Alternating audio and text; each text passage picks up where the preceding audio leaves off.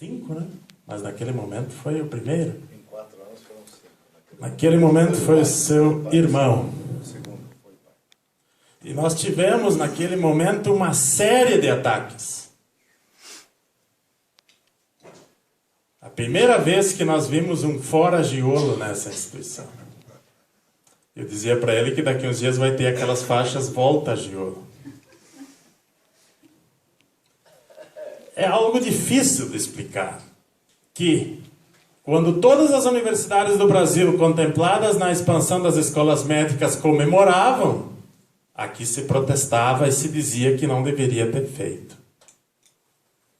Eu não digo aqui, porque aqui também se comemorava. Em Passo Fundo foi a única cidade em que nós tivemos placas. Sejam bem-vindos. Nenhum outro campus fez isso.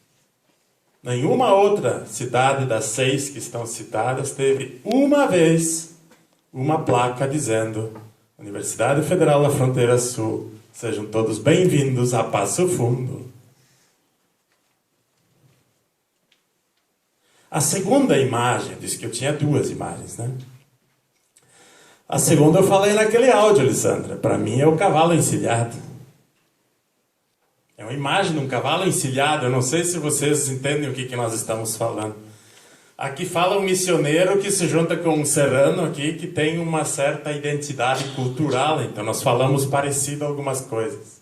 Para ele não preciso explicar. Quando o cavalo está encilhado, passando, você pode montar nele ou não. E o campus Passo Fundo era o cavalo encilhado. E nós poderíamos tranquilamente ter dito não. Aliás, ele não chegou assim pronto. Teve que ser disputado primeiro para que o sul do Brasil pudesse ser integrado ao Programa Nacional de Escolas Médicas naquele momento que estava previsto para o Nordeste. E essa cidade aqui se mobilizou e aos 45 minutos do segundo tempo entrou ainda com o projeto e foi a primeira contemplada. Veja o tamanho dessa luta e dessa conquista para não se comemorar e pior, para ser contra. Isso precisa ser dito. E vai ter que ser sempre dito. Independente de quem seja reitor aqui. Porque o vice-reitor da chapa que ficou em terceiro, votou contra esse campus.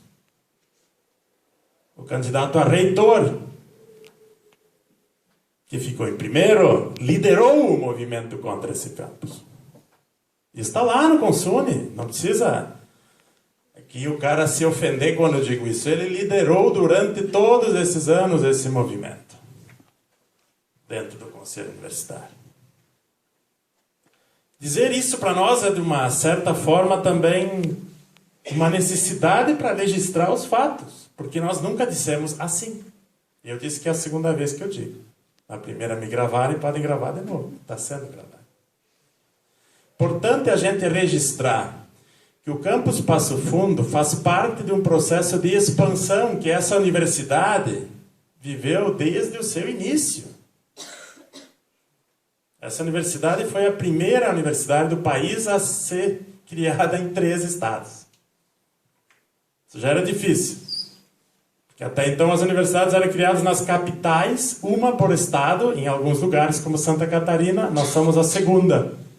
A Universidade Federal de Santa Catarina está em Florianópolis. E a 500 quilômetros de Florianópolis nós temos um campus, o campus Chapecó, que é o maior, e onde também está a reitoria. Quantas vezes eu preciso dizer em Chapecó que a Universidade Federal da Fronteira Sul não está só em Chapecó. E hoje vocês viram quanto tem de outros campi para quem está em Passo Fundo. Às vezes as pessoas só enxergam onde nós estamos. Aliás, era mais difícil ainda explicar para as de Santa Catarina que nós não éramos um campus da Universidade Federal de Santa Catarina. Porque em Santa Catarina, quando se fala federal, as pessoas lembram logo de Florianópolis. Ao criarmos 5 campi no início, precisa ser dito que eram para ser 4. Isso eu também digo naquele áudio.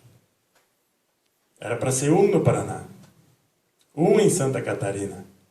E houve uma discussão bastante conflituosa no Rio Grande do Sul para discutir onde seria o campus. E naquele momento Passo Fundo já estava no movimento também. Então aquela ideia de que Passo Fundo vem depois, alguns dizem que pegou a cereja do bolo, era assim que se caracterizava o campus Passo Fundo. A medicina era a cereja do bolo. E todas as vezes que a gente fala medicina, também tem que ter um certo cuidado nessa instituição, porque logo você carrega uma série de associações a isso. Né? Você sabe do que nós estamos falando. Ao criar o campus Erechim e o campus Cerro Largo, houve um movimento em que Vacaria abriu mão da sua condição de ter campus. E com isso, Passo Fundo também ficou fora, esperando. Assim como Vacaria e depois Lagoa Vermelha, fica esperando um campus. Assim como em Santa Catarina, Concórdia e São Miguel do Oeste ficaram esperando um outro campus. E aí nós tínhamos inclusive um anúncio de ter um campus em Concórdia. E ao todo eram para ser 11 campi. E chegamos a 6. Mas nenhum dos 6 foi tão duramente debatido como esse aqui. Então essa história ela é muito bonita, porque ela mostra que em alguns momentos da história é fundamental tomar algumas decisões. Vocês também tomaram a decisão de vir aqui. Todos nós tomamos decisões. Mas aquela decisão, e o Leandro lembra que nós comemoramos no dia 23 de julho de 2013 a aprovação do curso. Foi a primeira vez na vida que eu comemorei aniversário, porque eu não gosto de comemorar aniversário. Tem uma longa história sobre isso, não vou contar. Mas foi nesse dia, 23 de julho de 2013, foi aprovado o curso de medicina em Passo Fundo. E sabe, essa seja uma das datas que nós vamos lembrar quase do mesmo jeito que o dia 15 de setembro de 2009. Vocês aqui sempre lembram. Em alguns anos desse dia, eu mandei para o Vanderlei uma notícia, que não está mais no nosso site e não vai estar no nosso boletim informativo. Sobre essa notícia, o professor João pode depois falar, porque ela tem um título em latim, e eu não entendo latim, então não vou me bobear aqui em falar errado. Mas ele pode dizer como é que era essa notícia, no dia em que foi aprovado o curso de medicina. No plano de expansão. Tá certo, tá certo. No dia 5 de junho de 2012, era um ano anterior. Hoje, quando olhamos para essa história, a gente olha como se isso tivesse sido menos difícil. Quando dias atrás o professor Júlio, diretor desse campus, na sua posse, convidava o pessoal para voltar lá para o seminário Nossa Senhora Aparecida, nós tivemos um pouco dessa ideia de como é que seria se nós voltássemos onde começamos aqui. Quem sabe essa turma não vai ter como saber como é que é isso. Mas a turma que se formou aqui, dia 13 de julho deste ano, soube muito bem o que significa isso. Não que aquele lugar tenha sido ruim. Eu acho que aquele lugar não foi ruim. Agora, se vocês compararem com o que nós temos hoje, e aí o ser humano se adapta positivamente, nós temos como fazer essa retrospectiva. E vários servidores que aqui estão, professores, sabem do que é este movimento da comparação de onde estávamos, onde estamos, e possivelmente vocês também imaginam o que pode ser melhor estando aqui. A segunda parte, então, que eu vou falar aqui, a primeira eu já concluí, é sobre a nossa gestão nesse tempo todo. E uma coisa que me marca muito, né, é que nós não nos baseamos numa ideia pronta de universidade. Pode parecer estranho a gente dizer que nós temos projeto de universidade, mas nós não trabalhamos com o ideal de universidade.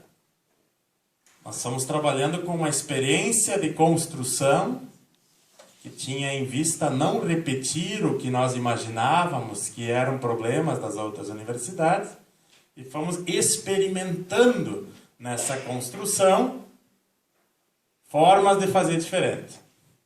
Essas formas de fazer diferente certamente marcam a nossa gestão. Uma das formas de fazer diferente é chamar a sociedade a participar da construção de uma universidade pública. Qual? Não se tem registro no país disso. Aliás, nenhuma experiência no país em que a sociedade civil organizada vota para reitor, vice-reitor, para diretor de campus. Que participa com tanta proporção nos nossos conselhos, nas nossas audiências públicas, nas leituras comunitárias, na conferência de ensino, pesquisa e extensão, na estatuinte, em todo o processo de construção dessa universidade. Então, uma marca. A participação da sociedade civil organizada. Nós chamamos isso de comunidade regional. Teve um tempo que nós chamávamos de comunidade externa, isso nós já superamos. Nosso estatuto integra a comunidade regional como parte da comunidade universitária, junto com a comunidade acadêmica, que são os estudantes técnicos e professores. Uma segunda grande marca dessa instituição, ela tem uma padronização. Vocês veem que nenhum campus é muito diferente do outro. Se tirarmos as características peculiares, como por exemplo aqui temos laboratórios dentro do bloco A, mas o prédio do bloco A daqui é muito parecido com o prédio do bloco B de Erechim, que foi o último dos blocos que nós construímos com o mesmo projeto que veio de Curitibanos.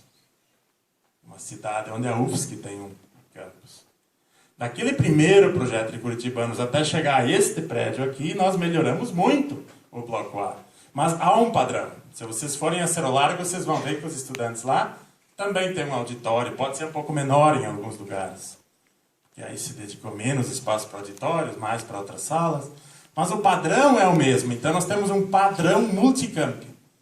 Essa é uma outra característica muito forte. Isso não existia nas universidades federais. O professor Jolo chama de puxadinho aquilo que historicamente as universidades vinham fazendo, né? Tinha um centro, a sede, e as suas filiais como um puxadinho. Uma terceira característica muito forte dessa universidade, e que nós temos muita preocupação com o futuro, é o seu caráter popular. Nós, desde o início, dizíamos que essa universidade seria pública e popular. Já no público nós tínhamos divergência, né? Porque normalmente as universidades brasileiras são estatais, não necessariamente públicas. Qual é a diferença? Elas pertencem ao Estado, mas existem no seu processo de construção, mas também desenvolvimento, uma série de características que permitem dizer que há apropriação privada do espaço público. Eu gosto muito daquela frase do ex-governador Olívio Dutra, que dizia que nós temos que desprivatizar o Estado. Parece que nós também, desde o início, tivemos essa preocupação já. E quando 90% dos estudantes aqui são de escola pública, isso para nós é deixar claro que uma universidade pública vai ter o mesmo critério das matrículas como tem a escola pública no ensino médio. Parece óbvio? Não. Nós somos a única universidade do país que tem 90% de estudantes de escola pública. Nas outras, desde a lei de cotas, se exige que pelo menos 50% seja, e muitas não foram além disso. Então, as outras 50%, a gente poderia discutir se isso é público de forma equitativa, como nós temos o processo aqui. Então, poderíamos dizer que nós somos mais público. Tudo bem, mas não só isso. O popular vai para além disso. O popular significa também dizer que são aqueles mais desfavorecidos na sociedade que nós queremos que estudem aqui. Não só que estudem aqui, mas que tenham também uma estrutura que possibilite que estudem da melhor forma e tenham maior êxito. para que não sejam excluídos depois que foram incluídos uma vez. E além do êxito, também contribuam com o desenvolvimento dessa região aqui.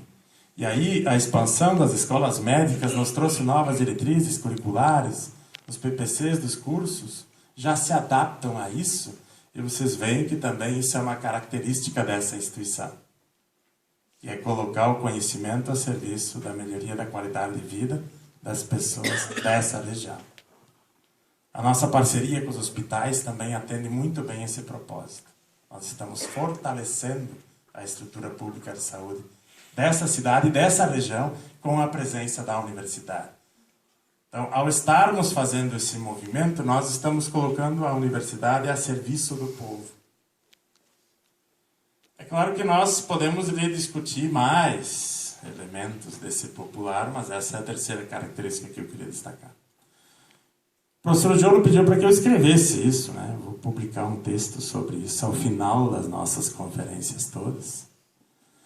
E tem uma outra característica que eu ainda quero destacar, e aí eu concluo esta minha fala. E esta característica, ela também foi sendo construída num momento em que a universidade podia ser construída assim. Vejam só, nós fomos construídos num período em que havia a expansão do ensino superior no Brasil.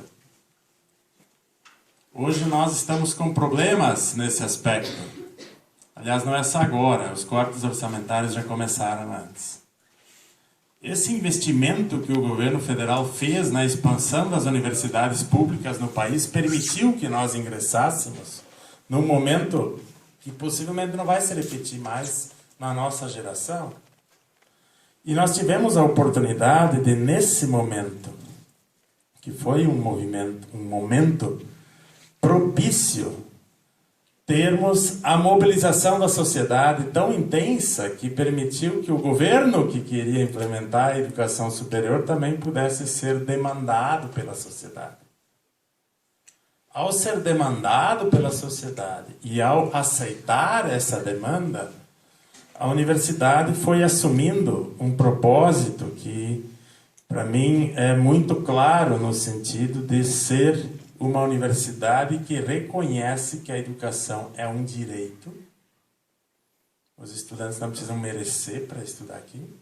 Isso não significa que não devem se esforçar, mas considerar que a universidade assume a educação como um direito. Nós também sabíamos que esse contexto, embora a Constituição garanta isso, mas historicamente as Constituições no Brasil não são o problema é como elas são implementadas, ou se de fato é implementado o que está na Constituição. Nós sabíamos que nós tínhamos que ser muito rápidos na construção dessa universidade. É isso que eu considero uma outra característica que tem a ver muito com a nossa gestão. E por isso também a nossa dedicação integral, todo o tempo destes anos, para que a gente não perdesse tempo. Perder tempo significava perder oportunidade. E perder oportunidade significa, mais ou menos, deixar o cavalo encilhado passar. Então nós tínhamos que aproveitar todas as oportunidades. Todas. E nós não sabíamos nem quais viriam. E quando elas vieram, nós não poderíamos dizer não. Mas tem gente que acha que isso poderia ser um problema para a democracia. Com relação ao Campus Passo Fundo em especial, porque nós sabíamos naquele momento que a maioria da comunidade acadêmica era contra, sim. Não era só o Conselho Universitário. E nós assumimos fazer mesmo assim. Isso significa também considerar o que isso representa para a história de construção de uma universidade que precisava tomar uma decisão. Claro que nós contávamos com o pró-tempore, que era uma coisa diferente do que depois da eleição. Já existia uma diferença porque nós estávamos diretamente vinculados ao Ministério da Educação como nomeados. Mas dizer que essa universidade, mesmo tendo sido tão rápida, e precisava ser rápida a sua construção, foi a mais rápida da história. Não tem nenhuma outra que foi construída nessa envergadura tão rápido. Eu acho que nenhuma também, me atrevo a dizer, tem que analisar melhor isso, que investiu tão pouco, em termos de recursos, para tanta obra feita.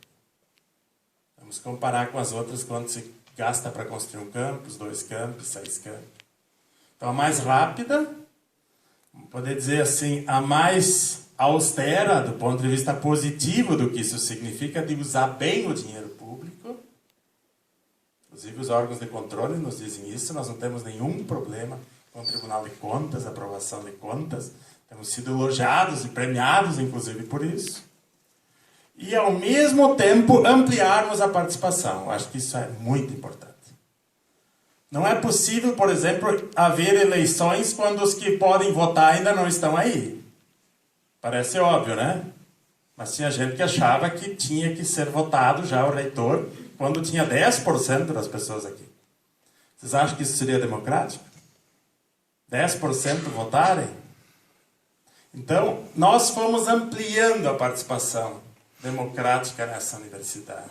E a criação do campus Passo Fundo, quem sabe, é enigmática nesse sentido. Porque foi um dos movimentos mais democráticos que nós vimos na história do Brasil, de lutar para que haja um campus com tanta ampliação de participação da sociedade. Mas internamente nós vivemos uma coisa muito estranha, que era aquele aluno que estava dentro dizer para o outro que ainda não está: vamos cuidar primeiro do nosso espaço que nós temos. Isso nós dizíamos na época que não poderíamos aceitar. Não é possível ser contra a expansão. No momento em que é possível expandir, nós dizermos que aqueles que estão aqui dentro poderiam dizer que nós não deveríamos expandir porque eles não estavam mais fora. E aqueles que estavam fora, em sua grande maioria, 15% apenas dos jovens de 18 a 24 anos nesse país tendo acesso ao ensino superior, se 85% dos que estavam fora tanto esperavam uma expansão, e nós internamente dizermos, nós temos uma maioria contra isso, daqueles que já estão dentro, mas que são minoria. Eu avalio que é mais democrático, sim, decidir pela expansão naquele momento, e hoje a história registra isso. Hoje são vocês que têm que nos falar. Eu tinha muita ansiedade lá em 2013 para ouvir as primeiras pessoas que chegassem nessa universidade estudar e o que elas diriam para a gente. Eu fiquei frustrado com aquela primeira experiência. Não sei se vocês também não ficaram. Havia um misto de indiferença e de rejeição a nós. Nós esperávamos assim que aquilo fosse comemorado, assim como foi a criação que não podia ser comemorada. E não sei se um dia nós vamos comemorar mesmo. Nós não comemoramos muita coisa nessa reitoria. Tinha que fazer outra coisa logo.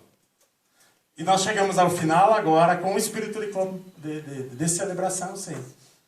Um espírito, inclusive, de fazer uma grande festa na reitoria dia 30. Sabe, vocês vêm, organizem um grupo aí, diretores. Para nós fazer, pelo menos, ao final da reitoria, do mandato dessa reitoria, que foi 2 mandatos.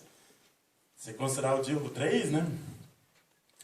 De nós podermos comemorar esta grande conquista que o mundo olha para nós e fica, assim, impressionado.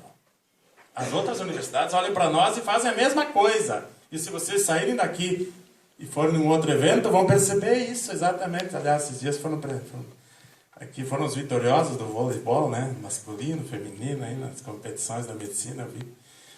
Se nós internamente ainda não conseguimos comemorar as nossas conquistas, possivelmente nós logo na sequência teremos que fazer mais do que comemorá-las.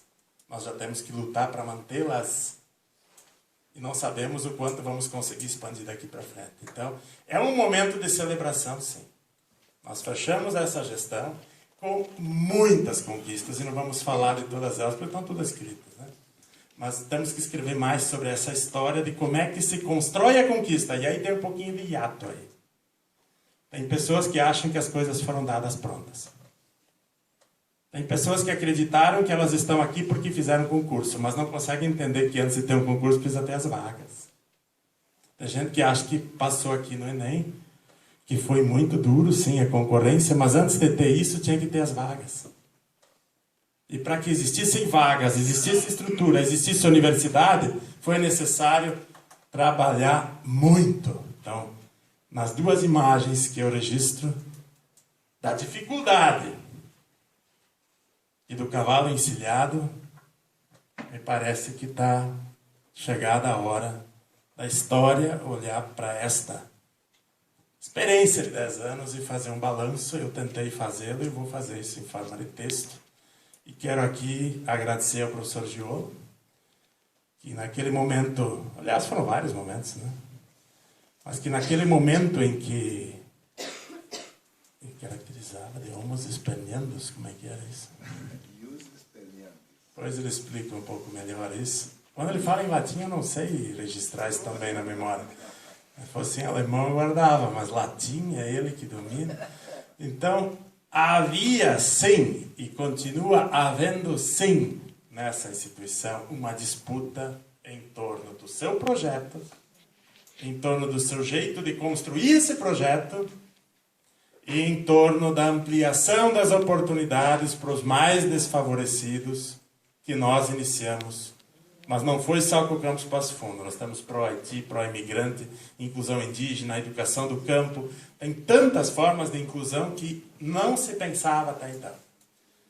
Então, que bom que vocês estão aqui, que bom que vocês estão interessados em conhecer um pouco dessa história.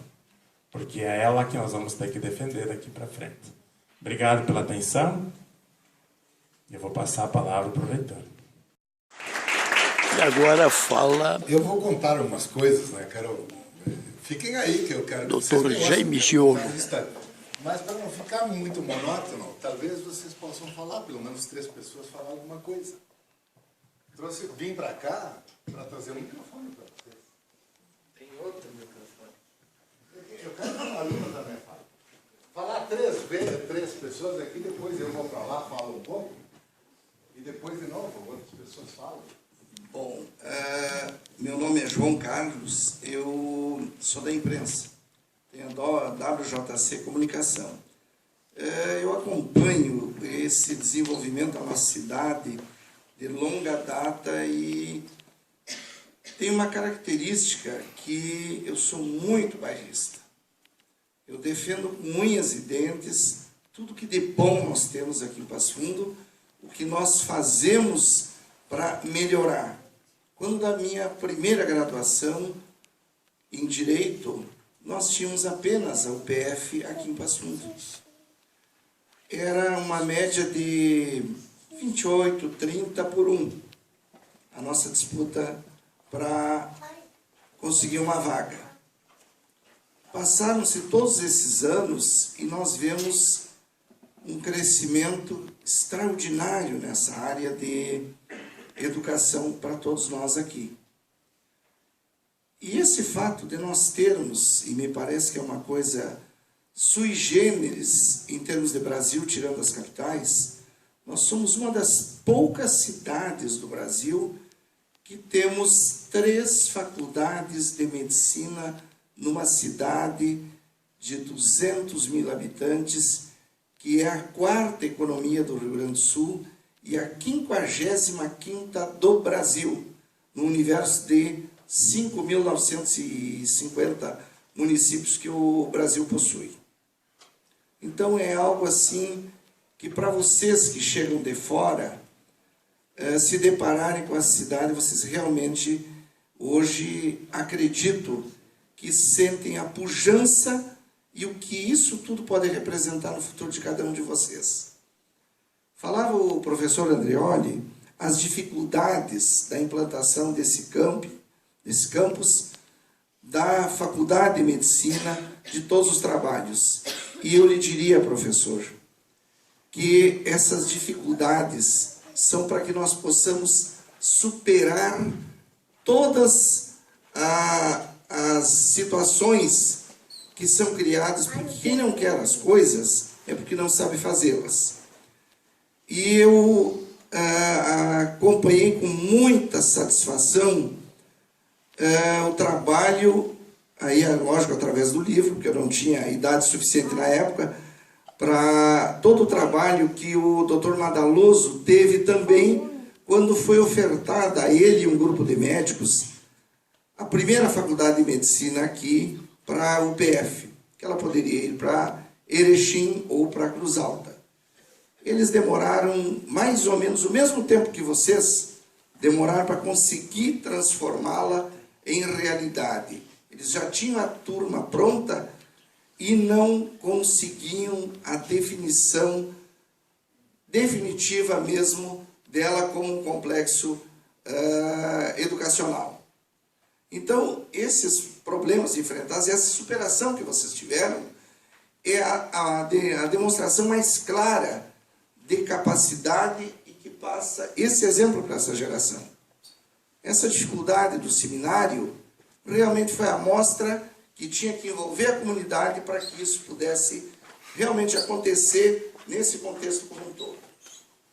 E, por último, para permitir que outros também possam fazer as suas colocações, embora se tivéssemos mais coisas para ser colocado, eu vejo assim uma satisfação muito grande que um novo grupo de médicos, que já foi realizada a primeira formatura, e os futuros médicos vão permitir o atendimento de uma população carente que nós diariamente ouvimos as dificuldades que são enfrentadas.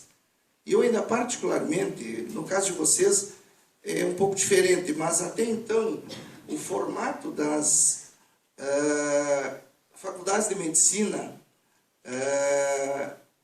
públicas, elas permitiam que apenas o pessoal de poder aquisitivo as frequentasse e depois fossem cobrar valores elevados nas consultas e, na realidade, transformando numa mercantilização essa profissão.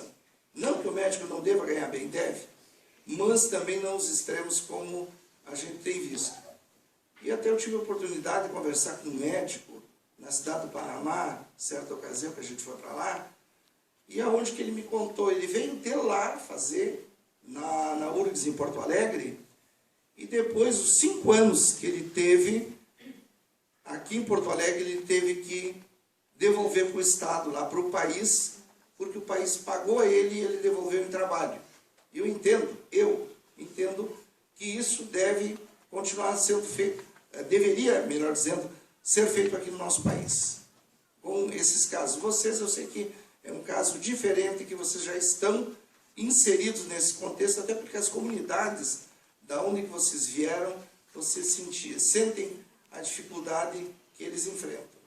Então, meus parabéns a vocês por estarem aqui, terem vindo de vários lugares.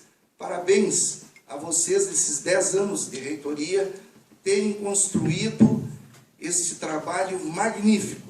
Uma universidade realmente invejável para todos nós, e esse exemplo de ser reconhecida pelo mundo todo, isso dá a grandeza do trabalho que vocês fizeram durante esses 10 anos.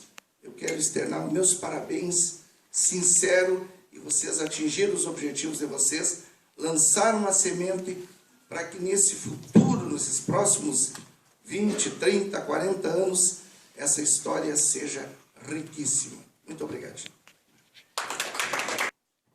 Vou pescar uma. O que vocês acharam? Vocês conheciam a universidade nos termos que o vídeo apresentou para vocês? O que você achou? Sim.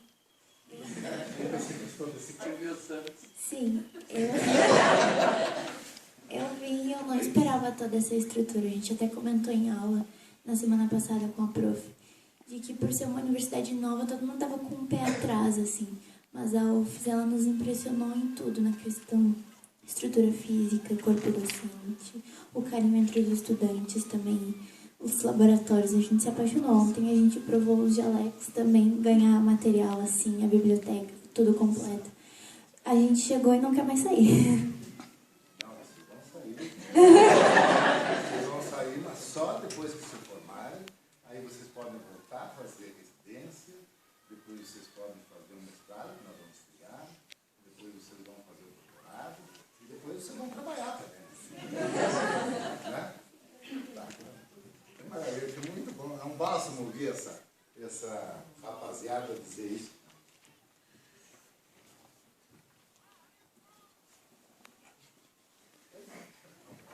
Essa é a nossa coordenadora administrativa.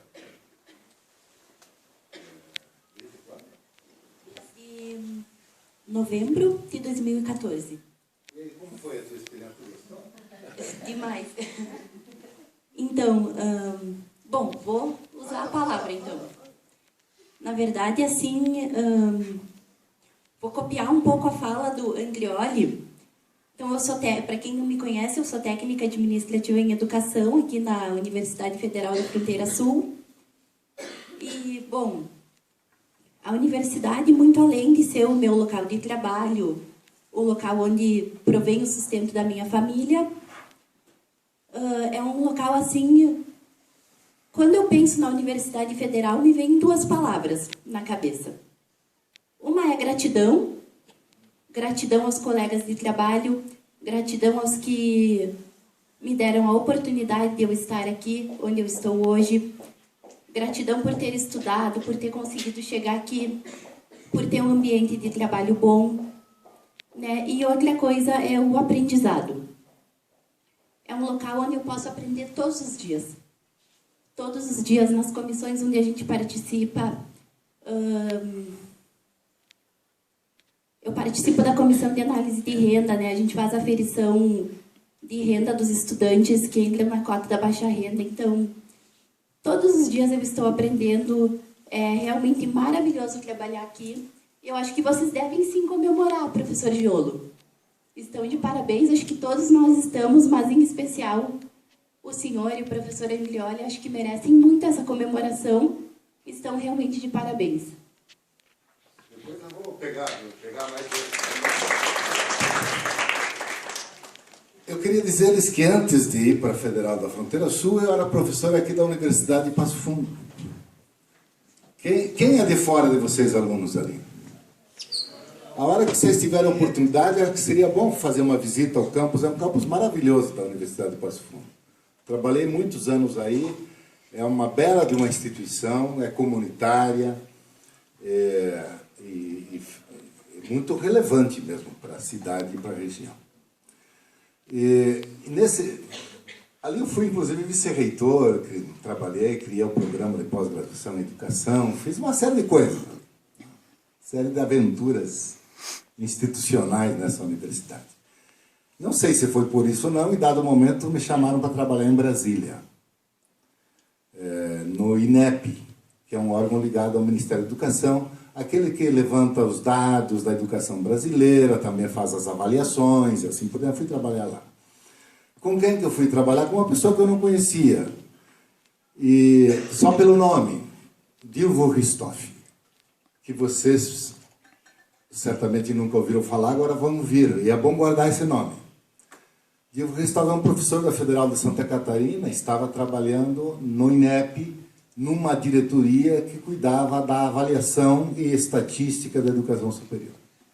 Eu fui para lá, fui trabalhar com ele. Trabalhei 3 anos ali, coordenando as pesquisas nacionais, coordenando a publicação dos relatórios do censo, fazendo publicação sobre as universidades, aquele negócio. E depois fui para a avaliação. Então, trabalhei nessas coisas que vocês vão fazer. Por exemplo, o ENAD. Mas trabalhei especialmente no sistema da avaliação dos cursos, vem comissões, aquele negócio todo, e também a avaliação das instituições. Fiquei lá até 2008, depois voltei para Passo Fundo. Estava trabalhando aqui, montando o doutorado em educação, que depois foi feito, não foi feito no meu tempo. E em 2009, o Dilvo de lá tinha ido para CAPES e tal. Em 2009, ele me liga dizendo que estava coordenando uma comissão de implantação de uma universidade nova e que ele precisava de meus auxílios lá para ajudar nos projetos pedagógicos dos cursos. Fui para Florianópolis algumas vezes. Ajudei naquilo que eu pude e voltei. Eu estava focado aqui na minha vida. Né?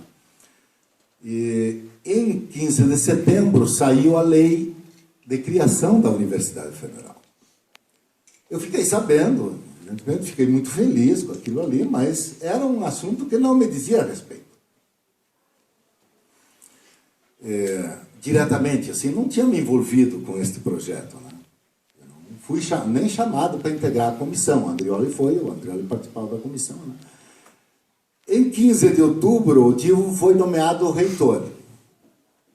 a universidade não existia na prática, mas precisava ter um reitor para encaminhar as coisas. E aí ele me liga. Ele diz, eu aceitei ser reitor da universidade e tu vai ser meu vice-reitor. Eu disse, não vou.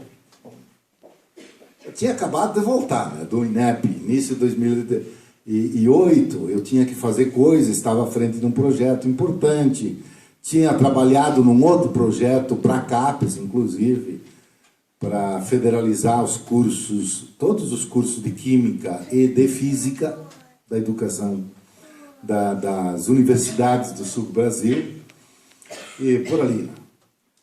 Aí depois ele me passa uma semana e liga de novo. Não, tu vai ter que ser meu vice-reitor. Agradeci a confiança. Né? De fato, a gente trabalhou muito lá no INEP naquela ocasião. Acho que fica um pouco uma marca, assim, divisor de águas, não só pela implantação do Sistema Nacional de Avaliação da Educação Superior, chamado SINAES, né? Que fomos nós que implantamos, né? Mas também pela reformulação do próprio INEP, a estrutura de processamento de dados e tal, que negócio. Mas eu agradeci e disse que não iria. Depois ele me ligou de novo. Ele disse, preciso dizer para o Ministério que eu tenho um vice-reitor. Será você ou não será? Claro que nesse meio tempo eu tinha pensado já sobre as coisas e tal, e aí eu disse para ele, não sei se com essas palavras ou outra, o que você tem a me oferecer? Ele diz, eu vou oferecer um projeto de uma instituição inclusiva que vai privilegiar a escola pública. Ele me explicou o sistema que ele estava pensando. Não existia lei de cotas ainda, né? Embora tanto ele e eu acho que mais eu, inclusive, tinha já viajado pelo Brasil naquela ocasião discutindo as cotas. O projeto das cotas entrou no Congresso Nacional em 2005 e só foi aprovado em 2012. Né? Então, quando ele me explicou aquilo ali, eu via que essa universidade estava na linha de tudo o que a gente disputava há anos no terreno da educação superior. Eu disse para ele, eu estou dentro. Mas aí eu sou um cara que se autoflagela, assim, né? Eu tomei a seguinte precaução. Se você vai fazer uma opção, tem que fazê-la de verdade. Eu disse o seguinte, você terá concurso ali? Ele disse, vou fazer um concurso agora, antes do final do ano, antes do final de 2009. Eu disse, então, tu faz o concurso, eu vou fazer o concurso. Se eu passar, você tem o vice-reitor. Se eu não passar, eu não vou. Embora pudesse. Naquele tempo podia ocupar um cargo, mesmo estando vinculado a outra instituição e assim por diante. Eu não vou. Por que eu não vou? Em primeiro lugar, por respeito à universidade com a qual eu estou ligado. Em segundo lugar, é o seguinte. Eu não vou, se não passar no concurso, porque eu não vou querer um caminho de volta. Eu vou rescindir o contrato da Universidade Federal, da Universidade de Passo Fundo. Eu era professor titular, último grau da carreira, assim por diante, titulado e aquelas coisas todas e tal, ganhando bem, inclusive. Né?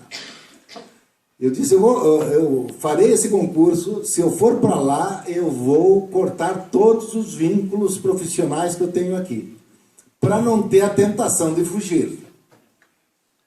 Que é isso que poderia acontecer. E eu acho que foi a melhor coisa que eu fiz, porque senão essa universidade aqui não teria tido a mim como vice-reitor ou reitor há muito tempo, porque daí o QG estava em Florianópolis, eu em 15 de janeiro, acho que foi, de 2010, fui a Chapecó tomar posse da universidade. Na verdade, tinha aluguel de um andar de um prédio, e um aluguel encaminhado de um seminário nem terminado ainda, de fechar o aluguel para começar as aulas em março. Isso era janeiro. Peguei a chave lá na associação comercial e fui abrir o andar de um prédio. Não tinha nada.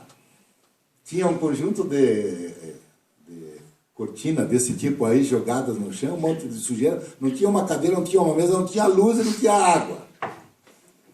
E eu sozinho. Não tinha funcionários aí, não tinha...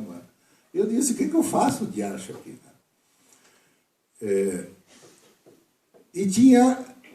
e aí eu fui para Florianópolis, planejar lá com o Dilvo, e saí de lá com um telefone celular, pretinho básico, ficou famoso o pretinho básico, e voltei para Chapecó para ligar a luz, para ir atrás da água, para isso e aquilo. Mas sozinho eu não fazia nada. E o Dilvo viajou naqueles dias, eu fui para Florianópolis e dei posse para os 20 e poucos técnicos. E aí começamos. Eu liguei para o Dilvo, inclusive, disse, me nomeiam os pró-reitores que vão ter que começar a trabalhar nessa situação. Então, foram nomeados alguns pró-reitores, os diretores... O Andrioli, eu acho que já tinha sido nomeado como diretor já no início de janeiro. Em janeiro. Então, tinha um diretor em Cerro Largo, eu nem sabia quem era. Me disseram um tal de Andrioli é diretor em Cerro Largo. Nos outros campos não tinha. Aí eles podiam nomear um diretor em cada campus. E tinha, evidentemente, nomes, mas a gente não conhecia as pessoas. O Dilvo também não conhecia. E começamos um trabalho insano, né? Mas havia o concurso de técnico, havia o concurso de professores feito, havia um conjunto de licitações feitas pela Federal de Santa Catarina, e depois, em seguida, começaram a chegar os móveis, as cadeiras, mesas, chegaram também alguns carros, e começamos. E, de fato, dia 29 de março de 2010, abrimos 5 campi, 38 cursos de graduação. Na verdade, eram menos, eram 33, eu acho. Só que 2 cursos eram empacotados, tinha 3 dentro de um. E aí depois eu desempacotei aqueles cursos. Tomei a iniciativa de desempacotar, porque não dava para funcionar daquela forma. Então, de cada pacote desse saiu Química, Física e Biologia, em Cerro Largo e Realeza. Enfim, essa é um pouco a história da coisa, né? E então vocês imaginam, montar uma comunidade acadêmica, chamar alunos, matricular alunos, produzir um eletrônico para fazer matrículas, construir uma comissão de obras, começar a trabalhar com projetos, e ir atrás de aluguéis, e pagar aluguéis, e acordar as coisas. Foi o dia a dia até hoje. Foi o dia a dia até hoje. Foi um trabalho insano, assim. Trabalho insano.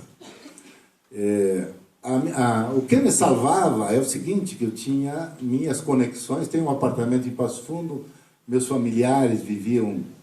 Meus familiares da minha família, os meus herdeiros, eu tenho uma menina que está em Cuiabá e o guri estava em Cruz Alta por um tempo. Então, mas eu tinha o meu QG aqui perto de Passo Fundo, e eu saía sexta-noite e vinha para cá.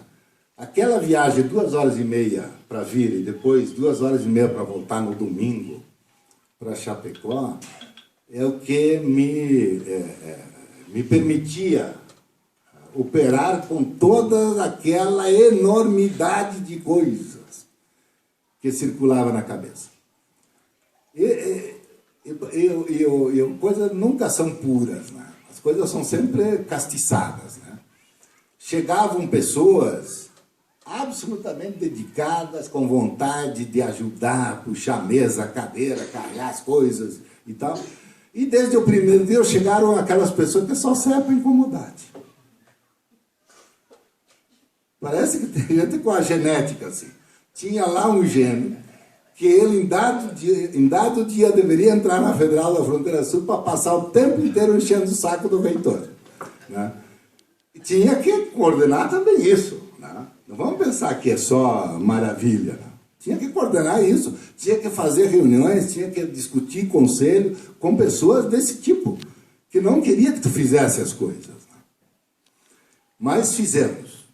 Damos uma overdose de participação nessa universidade. E ainda sou chamado de autoritário. Viu? Mas por que isso? Porque quando você tem um universo de pessoas, projeto tão grande para fazer, pessoas vindo de todos os lugares, ninguém se conhece, tem que trabalhar junto. Você abre as discussões, mas alguém tem que ficar com a rédea na mão. E eu segurei essas rédeas durante todo o tempo. No primeiro ano, eu fui vice do Dilvo, mas o Dilvo tinha muita coisa para fazer fora de Chapecó, fora da universidade. Fazer em Brasília, especialmente, mas em outros lugares também. Então, eu segurava as rédeas da casa, assim.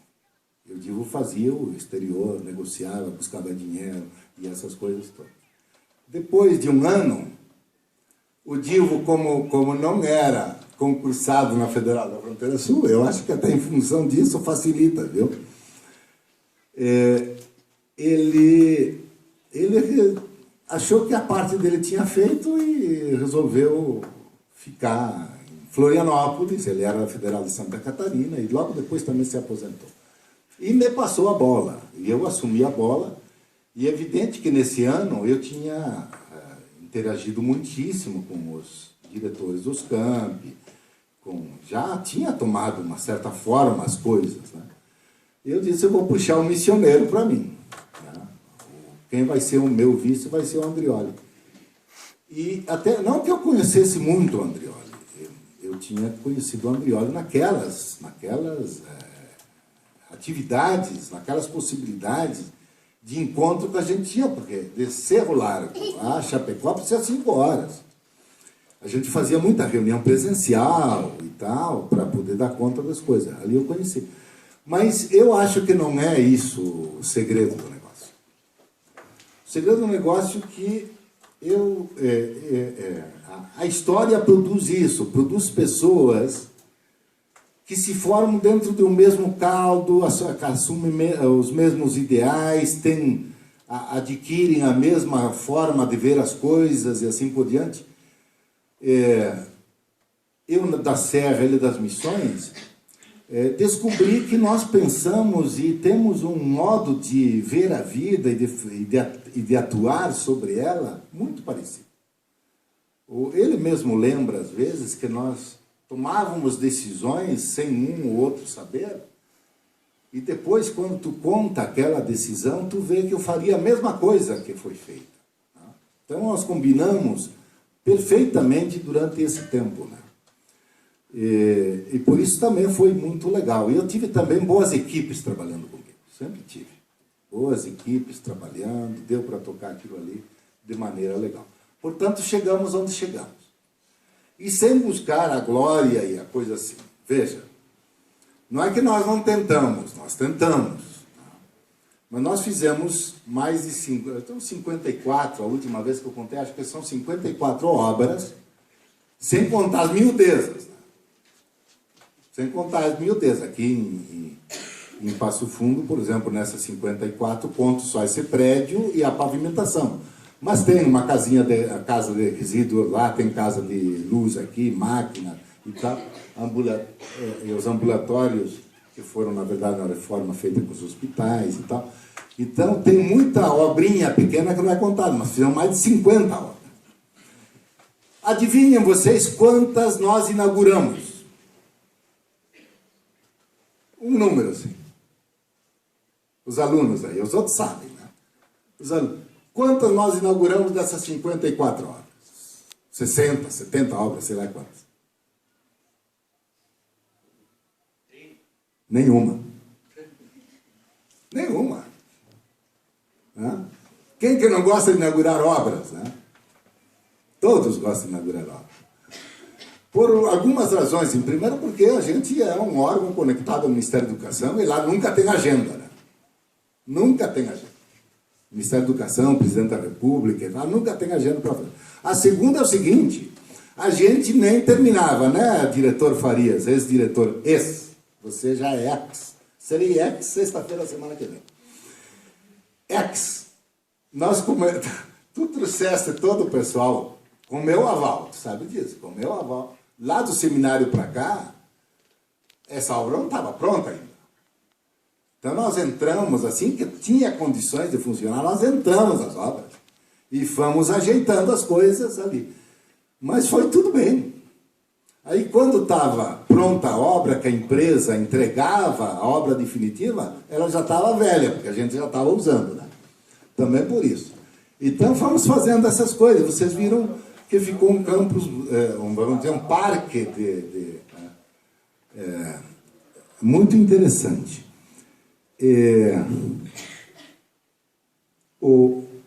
Esta quantidade de obras, esta universidade, Sescamp e assim por diante, eles foram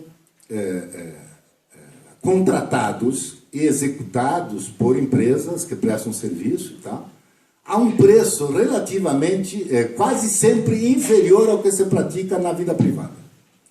Ou seja, posso lhes garantir, é possível fazer obras públicas boa, de qualidade e barata e rápidas. É possível. É possível fazer. Os prédios da iniciativa privada aqui demoraram mais do que este prédio para serem construídos. Nós gastamos para fazer toda esta universidade ali. Conta-se que um campo de futebol custaria no mínimo 600 milhões. Né? Nós construímos essa universidade por menos da metade. Fizemos bem, não fizemos? Foi bem legal. Agora eu vou contar alguma coisa deste campus aqui. Tem coisas bonitas aqui, bem legais. O Andreoli ficou bravo, assim, porque, de fato, sofremos, né? Mas sofremos e nos alegramos ao mesmo tempo. Ou seja, você ganhava, conquistava aqui, apanhava aqui, conquistava aqui, apanhava aqui e tal. E assim caminha a humanidade. Tem que entender desta forma as coisas. Eu percebi imediatamente, que quero contar umas coisas que talvez ninguém saiba. Né? Eu percebi um ar assim, circulando em Brasília quando o ministro Mercadante assumiu o Ministério da Educação. Em dado momento, ele falou na expansão da medicina nas federais, no discurso de posse. No discurso de posse. Eu disse, aqui está se preparando uma chance importante, porque nós não tínhamos isso no horizonte próximo. Não tínhamos. Mas quando vi aquilo, comecei a me preparar. Eu tenho amigos aqui em Passo Fundo, inclusive pessoas que trabalharam comigo na UPF, e quando vinha nas sextas-feiras à noite para cá, geralmente o telefone tocava. Aí na altura de Pontão, ou quando vinha de Erechim, tocava o telefone, me convidando para uma janta. E eu ia nessa janta, a gente toma vinho, a gente conta história, fala de futebol, fala de outras coisas, e também fala de universidade, porque onde tem um reitor, as pessoas querem saber o que está fazendo, né? Estávamos falando e eu toquei nesse assunto. Eu disse, eu percebi qualquer coisa do ministro Mercadante em relação à medicina. E por que eu prestei atenção a essas coisas? Porque eu não disse, porque eu vim embora do Ministério da Educação. Eu saí do INEP em 2008, porque eu estava coordenando os processos de avaliação, tínhamos feito um instrumento de avaliação dos cursos de medicina. Fizemos um teste, avaliamos 8 instituições, 8 cursos, 4 públicos, 4 privados, preparamos a equipe dos avaliadores, tudo bem avaliado e assim por diante. Resultado final tinha dado 70% de aprovação, 30% de reprovação. Achei legal, levei para o Ministério da Educação e o Ministério não gostou. Não gostou, tá bom, vamos trabalhar. Eu estava lá com meus estatísticos, vamos melhorar esse negócio. Na boa paz, assim, aí o secretário da Educação Superior, que era o Mota na ocasião, ele me chamou de lá e disse, Giola, você não entendeu. Pô, mas eu sempre achei que eu era inteligente, que eu entendia as coisas. Por que eu não entendi? Não. Ele diz, nós não queremos abrir curso de medicina. Ah, então vocês querem um instrumento que degole todos os projetos do curso de medicina? É isso? É mais ou menos isso. Bem, então eu escrevi uma carta que existe no Ministério da Educação, corrigi um instrumento para degolar todos os 68 projetos de medicina que eu tinha lá e mandei para o Ministério da Educação com uma cartinha dizendo, eu não quero, eu estou entregando o produto que vocês querem, eu estou indo embora do Ministério da INEP, E vocês, por favor, não digam, não autorizam colocar o meu nome no fundo desse instrumento. Porque esta parte foi encomendada. O instrumento que eu produzi é outro. Tá? E vim embora. Então eu fiquei, de alguma forma, brabo com aquilo ali. Eu disse, era um erro. Um erro. Escrevi uma série de frases latinas naquele documento ali. E vim embora. Então, quando o Mercadante sinalizou para a expansão das escolas médicas, eu disse, é preciso ter força para isso aí. Preciso ter coragem. Porque havia um projeto de lei no Congresso Nacional para proibir por 10 anos qualquer coisa em relação à medicina. Enquanto isso, os nossos jovens indo para a Bolívia, indo para o Paraguai, indo para a Argentina, indo não sei para onde, para tentar fazer medicina. É? Estrategicamente, para o sistema educacional brasileiro, não é só para a saúde do Brasil. Para o equilíbrio do sistema educacional brasileiro, precisa cursos de medicina no Brasil. Né? Quando ele assinou isso aí, eu já me atendei. Numa janta dessas, eu estava então comentando. Eu disse, tem uma luz no fim do túnel. Estou vendo que tem possibilidade da gente fazer uma retomada da abertura dos cursos de medicina. Eu estou atento. Aí o Lorivan Fisch de Figueiredo, que depois eu coloquei na comissão de implantação, à força, assim, e fizemos o projeto pedagógico na casa dele, inclusive. Ele me disse, Giolo, se tu quer fazer uma coisa importante para esta cidade, para esta região, abre aqui em Passo Fundo um curso de medicina. Eu fiquei pensando naquele negócio. Fiquei pensando naquilo ali, fui matutando, até que um belo dia, estava em Brasília, fomos jantar com o secretário de Educação Superior, éramos 2 reitores e mais 2 pessoas do Ministério. Fomos jantar, e aí o secretário da Educação Superior me falou que eu tinha já um projeto pronto de expansão dos cursos de medicina para o Norte, Nordeste e Centro-Oeste. Eram 5 escolas. Aí eu disse, não. Só isso não, né?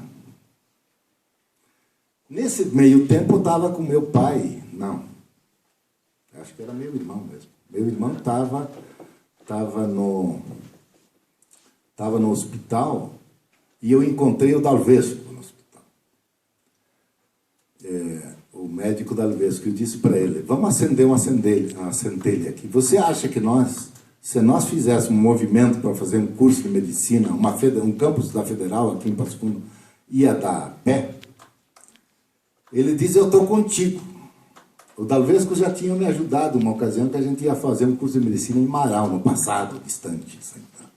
Depois não deu certo, por outra razão.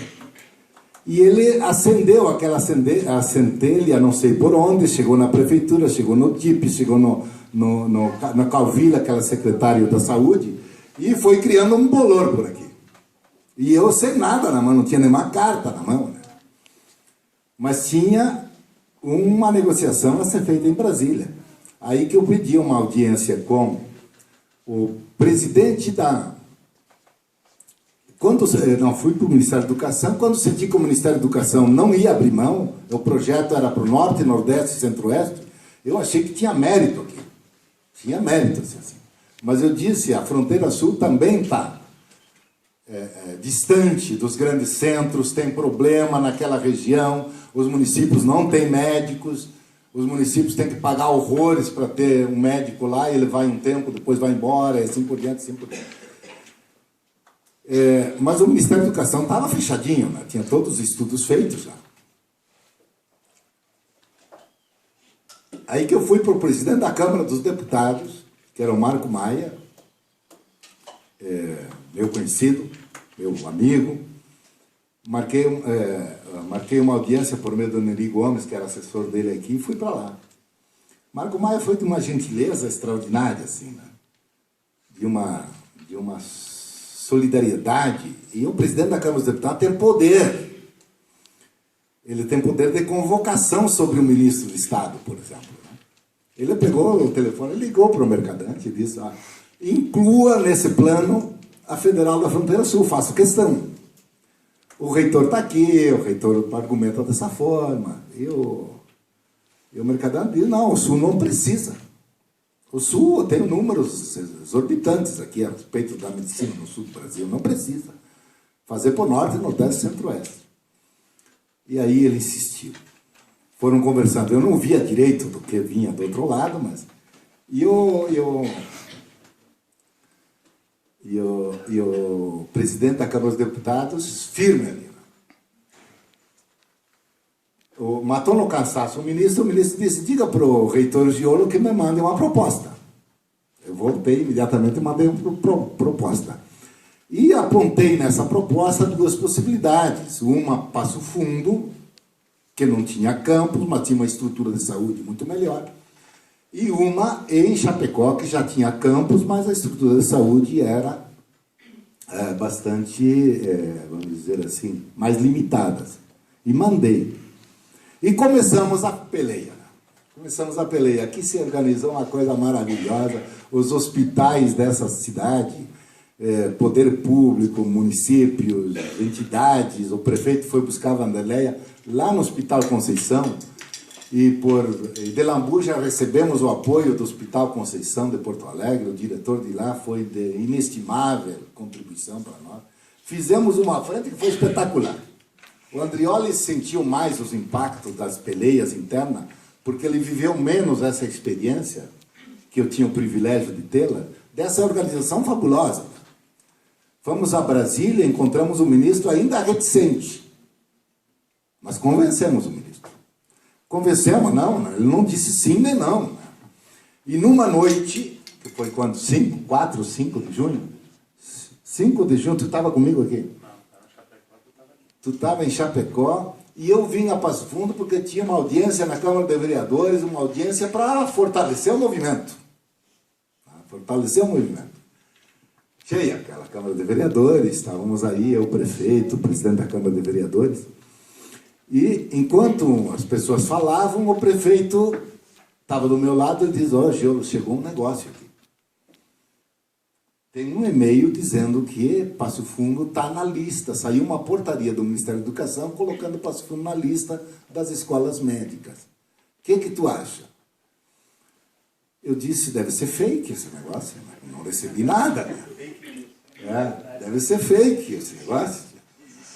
Que informação? E ali a gente cochichando, até ficava feio. Que informação tu tem? Eu não tenho outra informação. Então não vamos divulgar. E aí todo mundo falou e tal, aquele negócio, e a gente com a coisa na frente ali. Terminamos a sessão, todo mundo foi embora, achando que a luta continua e assim por diante. Aí fomos conferir, era verdade. Né? Estávamos ali. Foi nesse dia que você comemorou o aniversário lá, essa noite já? Não. Não foi no dia. Foi o ano quando foi aprovado o curso. Isso aí. Então, aí não foi a aprovação do curso, foi a aprovação do nosso ingresso no plano, né? No plano. Aí foi aí que eu voltei para Chapecó e escrevi um artigo, uma coisa. Exatamente, para conferir, tal, escrevi chamado Nuncio Vobis Magnum Gaudium, que é a frase com que se anuncia o Papa, né? Quando vocês viveram uma troca de Papa, né? O que acontece lá? Se reúne o conclave e quando decidem, enquanto não se decide, só sai fumacinha preta, né? Quando decide, sai uma fumaça branca e aí vem a locução. Vos anuncio uma grande alegria. Tá? Nuncio Vobis Magnum Gaudium. Escrevi aquilo ali e as pessoas não entenderam como alegria. Começou a pedreira violenta sobre a gente. Aí eu tinha uma palestra e uma banca para fazer na Universidade Federal do Mato Grosso, e naqueles dias, logo depois disso, né? Naqueles dias tinha conselho universitário. Né? O Andrioli foi nesse conselho universitário e apanhou mais do que cavalo emprestado. Assim, né? E inclusive aprovaram uma moção de repúdio contra o reitor e tal, que está ainda lá, está valendo, ninguém retirou aquilo. Eu também não submeti ao conselho para retirar. Está lá para mim a honra e glória, na verdade. Né? Está lá a coisa. Quando eu voltei, o pessoal estava meio azul, assim, preocupação. Eu disse, agenda uma reunião em cada campus que eu vou lá discutir esse assunto. Né? Fui. Comecei em Chapecó, eu acho. Tinha bandeira, as pessoas com nariz de palhaço, fora Giolo, e não sei o quê, e aquele negócio todo. Fui andando. Quando eu cheguei em Cerro Largo, tinha uma placa, fica Giolo. Tinha a placa fora Giolo, mas do outro lado fica Giolo. Eu disse, tá melhorando o negócio. E depois fui para Laranjeira do Sul, por exemplo, não tinha nem placa fica Giolo, nem placa fora Giolo. As pessoas que estavam lá quiseram discutir outras coisas. Estavam interessados em discutir o assunto de medicina, discutiam outras coisas. Eu disse, ganha a peleia, vamos em frente, e assim saiu. Mas não estava resolvido, né? Não estava resolvido porque... E não tem que rubricar as outras? Não estava resolvido porque precisava ainda fazer o projeto e aprovar o curso de medicina. É o último dia para as residências médicas e precisa dessa Não, assinatura. Eu nunca tive problema com isso. Faltava ainda aprovar o curso, tinha que fazer o projeto, muito bem. Nesse meio tempo eu tive, de fato, falecimento na família. Eu peguei aquela semana que dão de licença para curtir o velório, para padecer o velório. Tirei mais uma semana de férias, nos enfurnamos aí na casa do Lorivan, chamávamos médicos, enfermeiros, quem podia ajudar, e montamos o projeto pedagógico.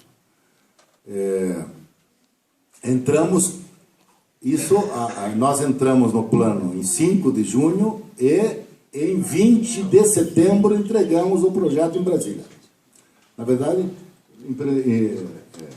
entregamos 2, porque como nós atrapalhamos o plano original da medicina norte, nordeste e centro-oeste, outras universidades também quiseram.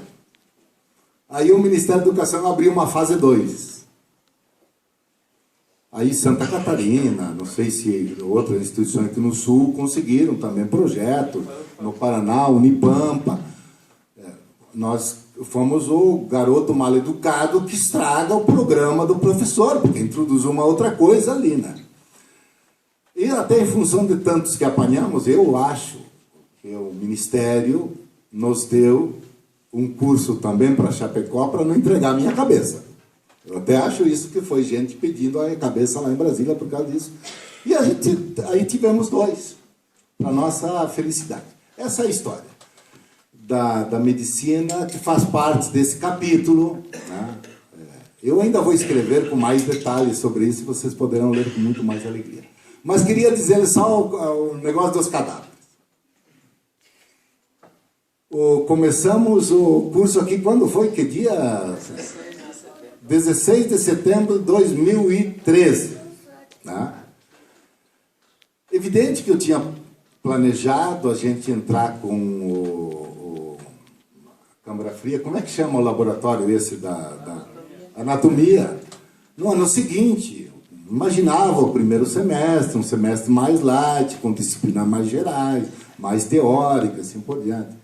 Qual nada, tá? Eu tinha um professor em Chapecó, pediu remoção para cá, para ajudar, era médico e tal. Ele resolveu chegar na sala de aula na primeira semana, ou segunda, dizer que sem cadáver não tinha curso de medicina. Aí foi o diabo. Né? Foi o diabo, porque a gente não tinha nem o anatômico, nem e nem os cadáveres. Eu quero lhe dizer, fiquei pensando às vezes de fazer um. Vocês nem imaginam quem seria, né? Quem seria. Mas aí negociamos com o Hospital São Vicente foi de uma gentileza. Aliás, as instituições parceiras são de uma participação na nossa vida extraordinária. Essa universidade não é uma coisa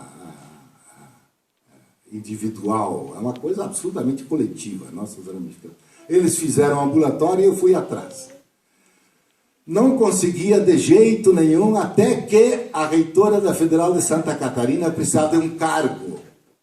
E tem essas coisas, né? Um CD que você destina para uma pessoa, ela ocupa um cargo, ganha um salário, um adicional de salário, assim por diante. E eu tinha uns cargos. Ela disse, Giolo, tu não tem, eu preciso resolver um problema. Na minha universidade, tinha acabado de assumir a gestão, preciso resolver um problema, preciso de um cargo. Me empresta um cargo? Eu digo, não te empresto. Eu negocio um cargo contigo. E no fim da gestão, tu vai me devolver o cargo, né? Eu te dou um cargo e tu me dá cadáveres. E vieram os cadáveres. Quando foram 3, 2. Começamos com os cadáveres. Né? Então, essa é a história dos cadáveres. E tantas outras histórias cômicas que eu teria para contar para você. Muito bem. Alguém de vocês quer falar aí? É verdade. Eu só vou contar para vocês por que é importante os que estão chegando aqui entenderem essa história. E aí eu não vou contar as histórias, que já tem várias, né? Eu só vou refletir com vocês o seguinte. Essas histórias todas são para a gente poder pensar e ver que a gente só está aqui porque teve muita gente que se mobilizou para ter uma política pública que é o acesso à Universidade Federal, né? O acesso ao ensino superior. Na minha geração, quando eu era jovem, a gente não podia nem sonhar em ter o ensino superior, porque a gente não tinha possibilidades. Eu, na época, queria fazer psicologia, era o turno integral, eu tinha que trabalhar para viver, eu não pude fazer. Vocês, hoje, com uma política de expansão, que muita gente lutou para ter isso, os filhos, qualquer jovem brasileiro que sonha em ser médico, pode ter essa oportunidade. Claro que precisa estudar muito, se dedicar, eu sei o que é isso, acompanho de perto, e vocês, mais do que eu, sabem o que isso representa para vocês, né? Para poder ter o mérito de conquistar esse lugar. Mas esse lugar do mérito, ele só é possível porque teve muita gente que lutou para que a universidade pudesse estar aqui e porque teve governos que quiseram implementar a política pública de expansão do ensino superior, de expansão do ensino técnico. Então, e gente na universidade que apostou e segurou e que construiu essa instituição. Porque se a gente não tem o reitor, o vice-reitor, as pessoas que investem na construção das organizações, das instituições, a gente não tem. Então, eu estou falando tudo isso para mostrar o quanto, no tempo de vocês, que são jovens, no nosso tempo a gente teve que lutar muito para ter isso. E a gente está em períodos muito frágeis, que parece que as coisas caem do céu, e elas não caem do céu. Elas têm pessoas que dedicam horas, que dedicam madrugadas, que dedicam tempo para que os processos aconteçam, né? Então, nesse sentido que eu fiz questão de convidar vocês, porque a gente compreender o Sistema Único de Saúde, entender a formação médica inserida no SUS como a gente tem aqui, que é uma inovação e que é uma coisa que a nossa universidade tem. A maioria tem os hospitais próprios, né? E essa construção feita em parceria com o Sistema Único de Saúde, onde vocês aprendem no SUS, e o SUS é uma escola, vai se transformando numa escola que atende gente, é uma inovação da nossa, não só nossa aqui, né, mas que ela é recente, né? Então era mais nesse sentido, assim, que para ir relacionando um pouco também com as coisas que a semana que vem a gente vai para a imersão, né? Foi uma honra e glória ter vocês aqui, Nádia. Uma das coisas que ajudou muito a gente desde a saída é que no primeiro processo seletivo que nós fizemos, tivemos quantos candidatos por vaga, tu imagina? 40? 329,5 candidatos por vaga tivemos. Aquilo ali bombamos, né? Porque aí eu levantei no Brasil, ninguém teve essa glória, né? O que eu achei que mais, naquela ocasião, era 275 candidatos por vaga das universidades tradicionais. Aquilo bombou. Nunca mais repetimos aquilo depois, né? Também porque foi feito fora de época, né? Nós fizemos, os vestibulares todos tinham acontecido, nós fizemos mais tarde, para começar em setembro, mas aquilo ali foi um alento. Quem é que vai falar de vocês agora? Alguma coisa assim? Quem vem de mais longe aí? Por que você veio para mim? Você é sempre bem-vindo aqui. O que você achou? O que você sentiu? Como é que você veio e tal? Eu achei, assim, maravilhoso. Na verdade, foi um sonho para mim, né? Porque é muito mais do que eu esperava. E eu vim parar aqui por causa do Enem, né? A prova do Enem permite dar essa oportunidade. Então, eu tô achando maravilhoso, assim. Realmente é um sonho. Ela mais gosta do inverno. Sim, a turma é bem companheira, são bem integrados. Eu gostei bastante.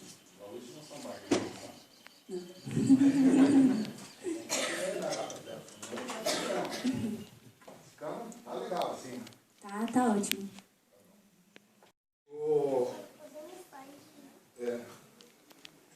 Faria, você não vai falar, não? Vou te dar o microfone. Conta alguma coisa aí. O Farias, eu fui caçar ele estava professor lá em Erechim. Trouxe ele para cá e botei nesse petardo aqui, né? Ele se saiu bem, viu? Se saiu bem. Inclusive, como punição, assim, ele me deu isso aqui para se arriar. Né? E é tão furiento como... E me pede presente, hein? Não, é a cara de pau. Até o motivo da vinda dele aqui É para isso? Nunca vi. E agora tão Não ganha presente. Já. Primeiro, eu acho que todo mundo está deslumbrado. Não há como não se deslumbrar com o que ocorreu aqui nesses 10 anos. Né?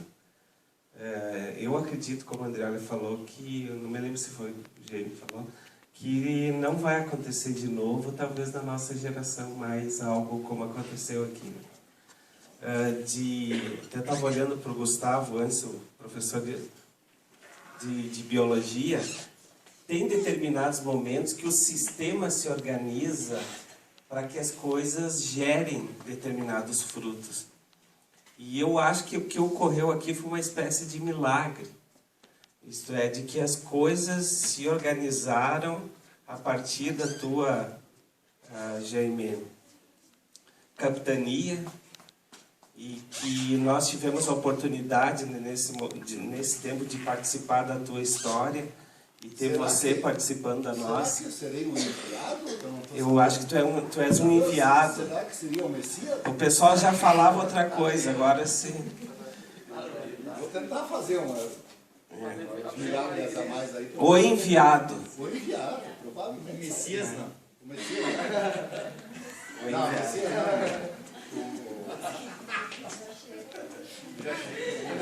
não. E, sinceramente, ter a oportunidade de participar de tudo isso e vivenciar tudo isso, para mim, a vida foi uma oportunidade gigante, né? De que todo mundo sai transformado de uma história como essa. E saber que ela foi única. Então, não há como agradecer o empenho da gestão de vocês, do que foi feito, da cumplicidade com o Campus Passo Fundo, do que vocês oportunizaram para a cidade, para a região aqui, especialmente para Passo Fundo.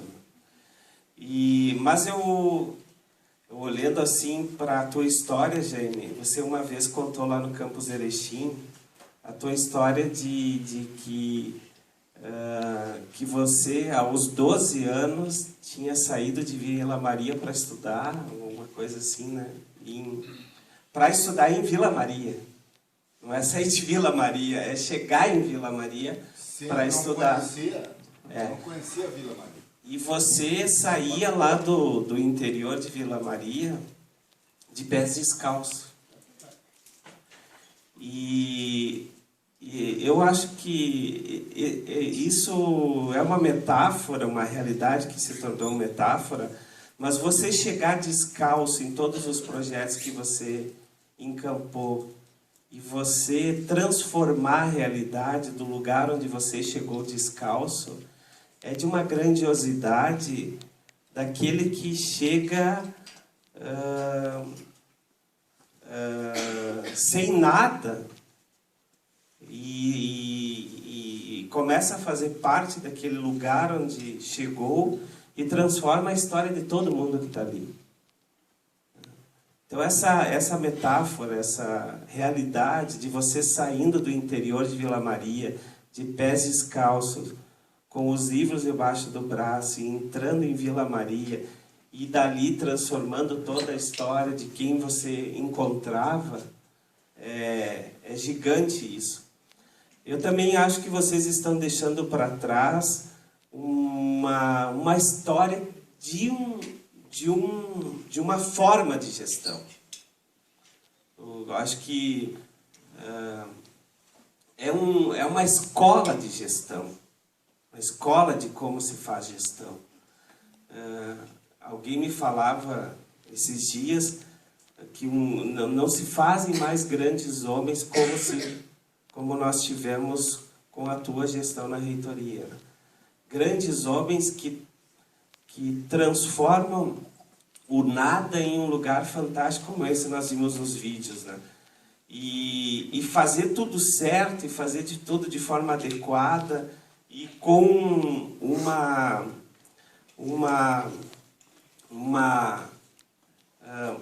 vontade enorme, uma energia enorme de trabalho que não é fácil encontrar. Olha, essa vontade de trabalhar, de fazer, de não se deixar rebaixar pelas adversidades, e que não foram poucas, e abaixo de laço construir tudo isso, e na insistência, e com um grande motivo, e tendo grandes ideais. Grandes homens como vocês, grande homem como você, Jaime, não sei até que ponto a gente vai. Eu não me pergunto, eu mesmo, se eu vou me encontrar na minha geração, pessoas como a gente encontrou nesses 10 anos, que arrastaram as cadeiras e disseram, nós vamos fazer aqui uma universidade.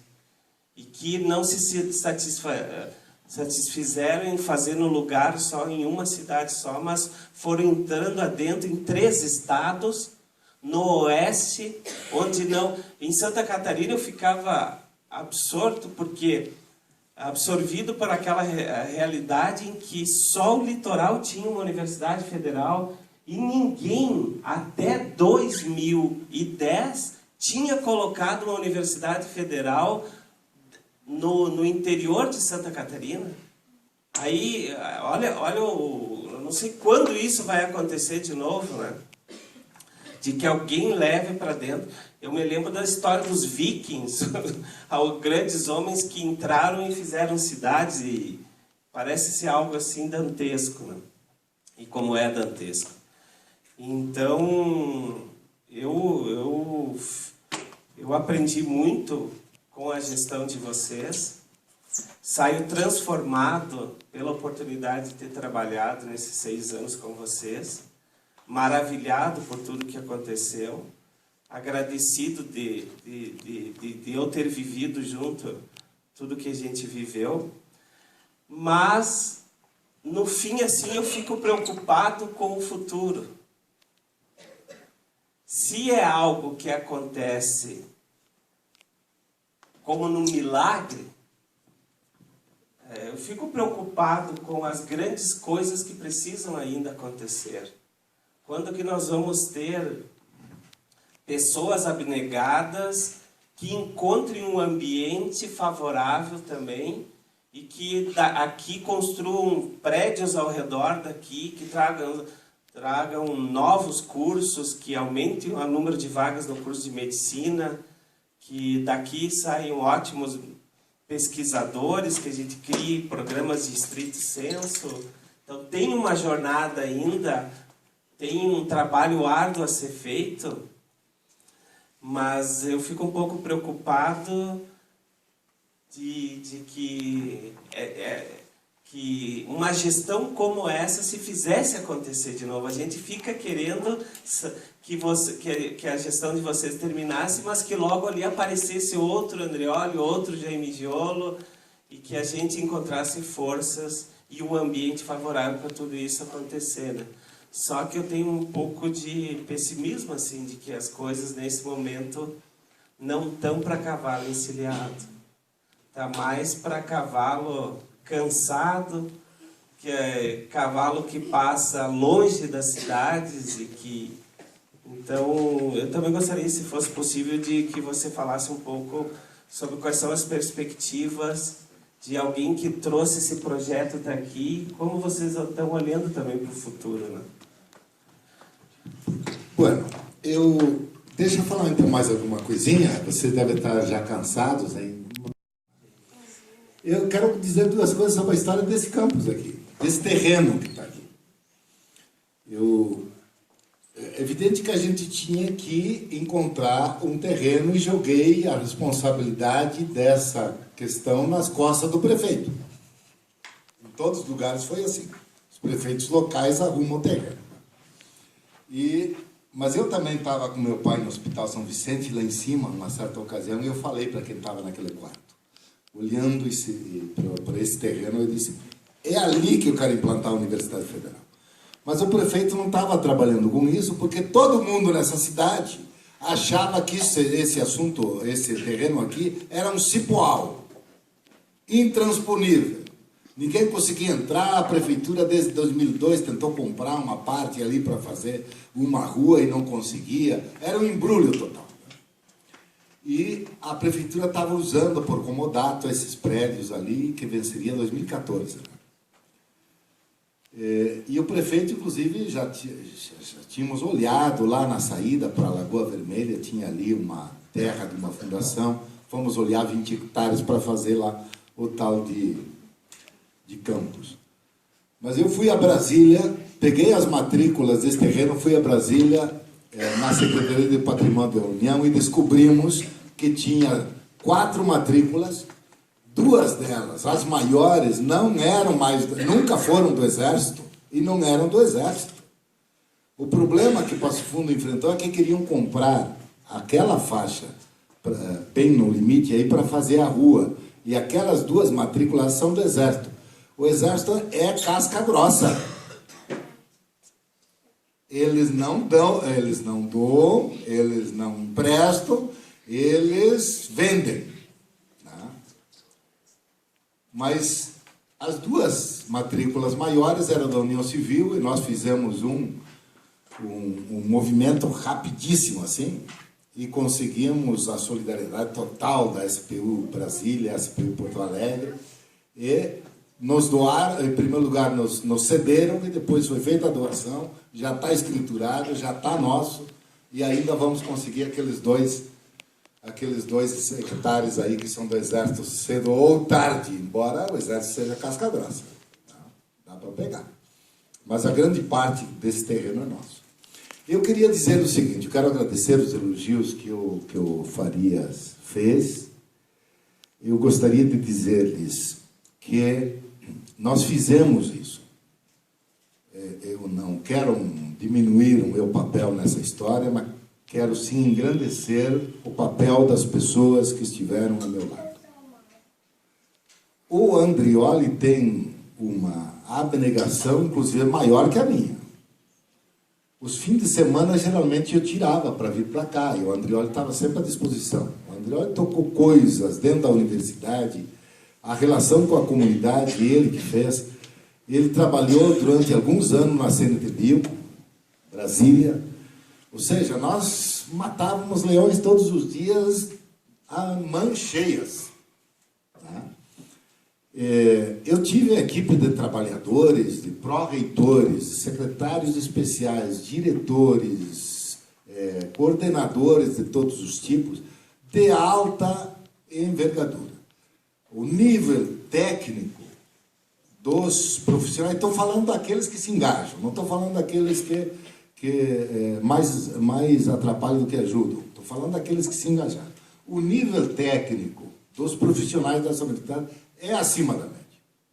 Isso que vocês viram aqui no vídeo, isso que vocês vão ler e tal, nós fizemos durante esse tempo sem nenhuma consultoria.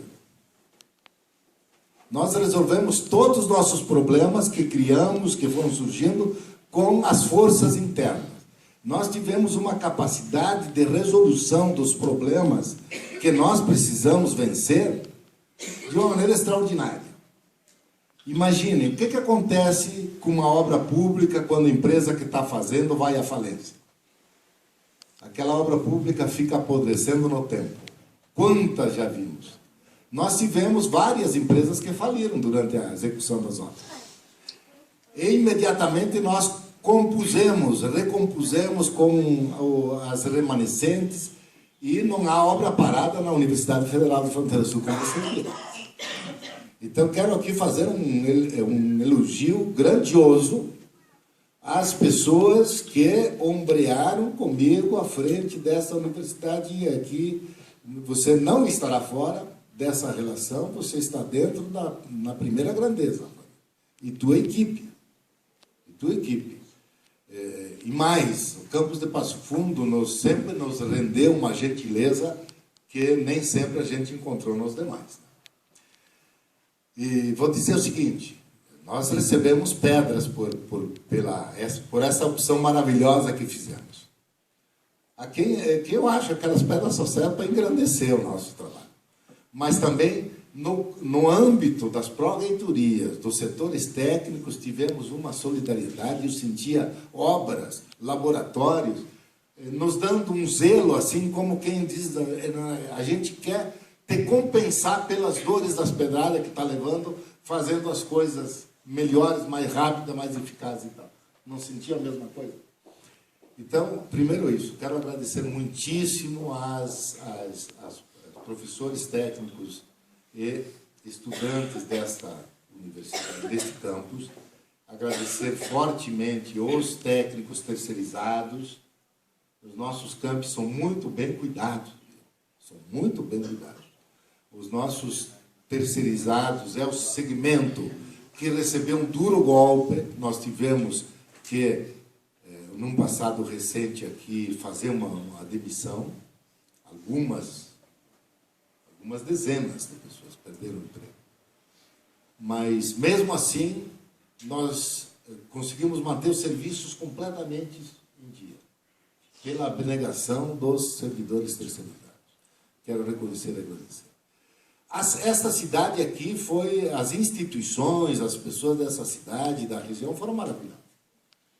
Se for possível chegar nesse agradecimento aos prefeitos, vereadores da cidade do entorno, onde nós vamos com nossos alunos e assim por diante, quero que chegue lá, porque foi extraordinário isso que nós vivemos com as pessoas daqui. O Ministério da Educação, pelo menos até este exercício, porque eu não sei nem como é que nos tratam. Não estamos conseguindo dialogar com o Ministério da Educação neste ano. Mas até aqui o Ministério da Educação nos tratou com bastante distinção e reconhecimento pelo trabalho que a gente faz. Mas aqui, especialmente aqui, eu falo agora que estou deixando o cargo 8 dias, porque se eu falasse em outras ocasiões, sempre tem aqueles que torcem o nariz. Nós temos um tributo de gratidão, do tamanho do mundo, para Lula e para Dilma. Sem esses, nada disso teria acontecido. Nada disso teria. São atos de coragem. O Mais Médicos e a expansão das escolas médicas, nem Lula conseguiu fazer. O tempo que eu vim embora do Ministério da Educação era o tempo de Lula. E o sistema estava fechado para mim. Quem abriu aquilo foi a batuta desta mulher. Que eu acho que foi absurdo. Todo mundo acha. Só o absolutamente hipócrita e maldoso que acha que essa mulher não foi injustiçada. Não. Só. Não. E agora está ficando claro que maior injustiça ainda pesou sobre o filho da dona Lindu. Então, eu quero fazer um tributo. Eu nunca tive a liberdade de fazer esses tributos como queria. Vou fazer um tributo também a essas duas pessoas com quem tive a honra de privar até de certa proximidade pessoal. Bueno, acho que está na hora de terminar, né? Está muito cedo em relação aos outros campos. Vocês querem falar mais? É que quando as pessoas começam a sair, eu acho que já estão dando um sinal para a gente. Né? Bueno, gente, nós estamos deixando esse cargo depois de 9 anos e 8 meses, fizemos o que estava ao nosso alcance, não medimos esforços, fizemos uma gestão espartana ou franciscana, se quiser. Então, me permite, já que o Andrioli acha que é cedo, eu queria dizer o que significa gestão espartana. Gestão espartana significa dizer assumir com radicalidade a gestão pública e ser servidor público. E não usufruir, sob hipótese nenhuma, o cargo. Recusar-se a usufruir o cargo para exercê-lo e, quando for necessário, padecê-lo. Eu vou explicar o que isso significa. Tem duas coisas, para quem é jovem, que é bom que saibam isso. É bom que saibam. Tem duas coisas que se faz com muita profusão no serviço público, são mascaradas, mas são impróprias e são sacanagens. Uma delas, fazer turismo com dinheiro público. Ou seja, arrumar agenda internacional, arrumar agenda para cá, agenda para lá, para cima, para baixo, e assim por diante. E ligado a isso, também está o tal de indústria da diária. O serviço público paga diárias quando as pessoas se deslocam, e assim por diante. Você inventa agendas e você faz diárias. Queria dizer-lhes que, no geral, assim, vocês podem até ver no portal Transparência, se tiver acesso, vocês vão encontrar lá os leitores, por conta de seus compromissos, assim por diante, aqui ali e tal. Consome lá uns 150, 200, 300 mil reais por ano de diárias e tal, por conta dessas representações que fazem. As instituições maiores mais, as outras menos, coisa parecida. Tem lá a sua justificativa. Eu queria dizer-lhes que a minha do ano passado foi 17 mil. Todas as vezes que eu fui a Brasília, coisa parecida. Em 9 anos e 8 meses, eu saí uma vez do Brasil e foi no Congresso de Córdoba, aqui na Argentina, porque a gente estava promovendo o evento, como Andiv-Sul. Não fui. Não fui para o exterior, me neguei a ir para o exterior. Quando nós saímos do campus e vamos para um outro serviço, em tese tem direito a uma meia diária, você volta no mesmo dia, uma diária, você volta no dia seguinte. Tá? Eu combinei que eu não ia pedir diária, a meia diária, se eu voltasse no mesmo dia de jeito nenhum. E se as pessoas que estavam trabalhando comigo se desafiassem a fazer o mesmo, eu não podia obrigá-los, porque isso faz parte das regras do jogo. E eu tive uma adesão extraordinária. Quero dizer, eu tive uma adesão extraordinária. Uma ocasião, um ministro veio visitar a Universidade Federal e disse num discurso que a Federal da Fronteira Sul era a única universidade que ele tinha conhecimento, que a sala de aula era melhor que a sala do reitor. Eu gostei dessa referência. Isso é servidor público. Então não me venha o secretário da Educação Superior, que eu acho que está completamente, dizendo que o professor tem que ficar rico. Ganhar dinheiro na iniciativa privada. Servidor público não existe para ficar rico. O cara que quer ficar rico não vá para o serviço público. Senão tu vai corromper o serviço público. Tu vai destruir o serviço público. Quem quer ganhar dinheiro vai para o serviço privado. No serviço público, em tese, deveríamos ter direito a um salário decente e a uma aposentadoria decente, para a gente não ter em momento nenhum que se preocupar com quando fica velho. Entende? Em tese, até agora não dava para reclamar em relação ao padrão da Universidade Federal. Então tem que ficar claro isso. Essa é a gestão espartana. Assim. Isso precisa ser feito. Aquele negócio do auxílio moradia dos juízes do Paraná, os procuradores que têm casa no Paraná e pegam auxílio moradia, aquilo é escandaloso.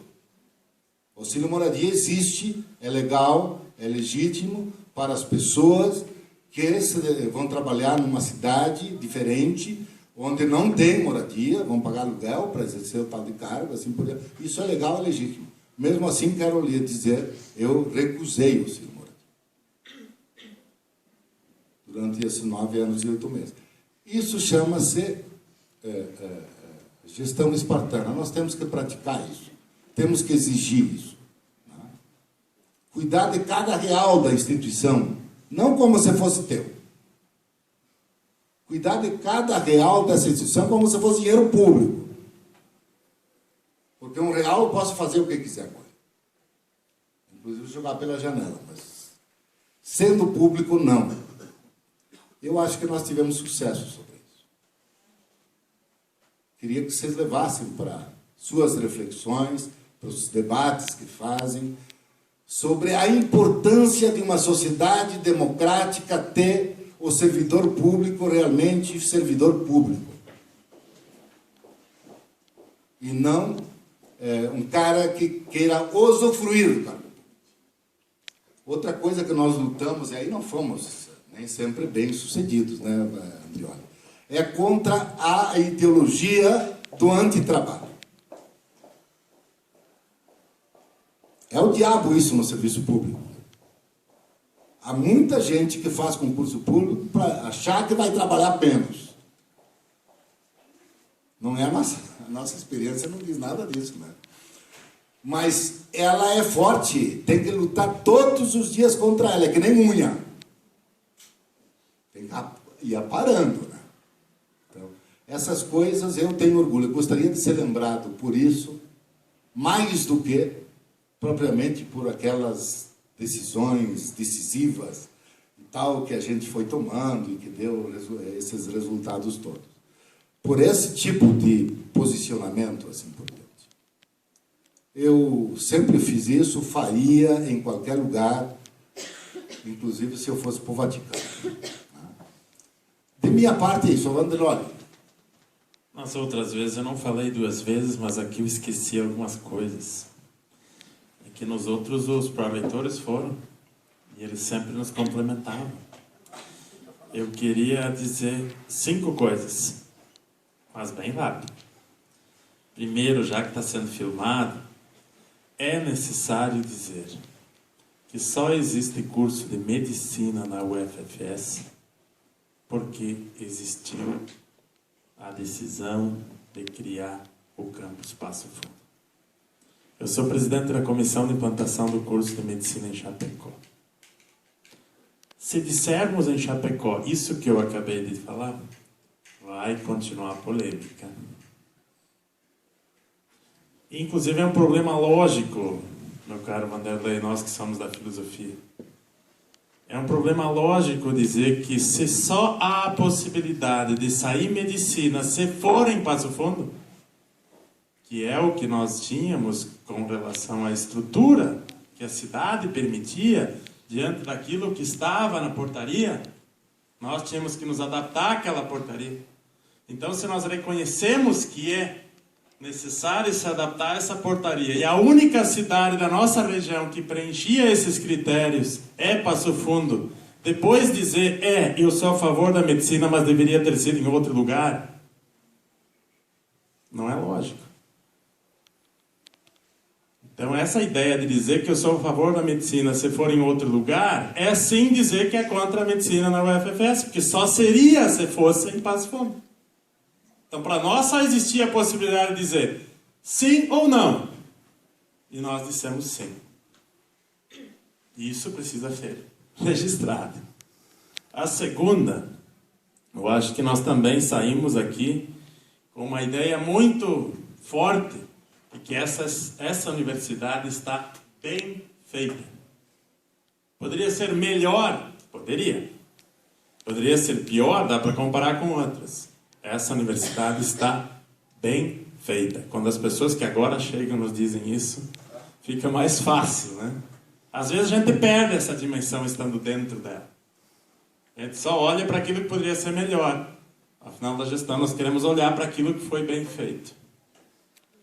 Terceiro, nós tivemos muita lealdade nesta gestão compartilhada com nossos dirigentes. Eu quero aqui agradecer de forma toda especial Maurício Simonetti, Gustavo Acrane, Leandro Tuzin, Derlei Farias, os que estão aqui, que eu sei que lá no Conselho Universitário foram a bancada mais leal aos princípios históricos dessa universidade. Em todos os debates em que esse campus participou. Então, quando estava em discussão o projeto de universidade, a representação desse campus, sempre unificada, esteve defendendo esse projeto. E aí isso me remete para a quarta, que convido todos vocês. Vocês serão os que vão ter que continuar lutando por ela. Os que chegaram agora. Para que ela não se perca nesse caminho.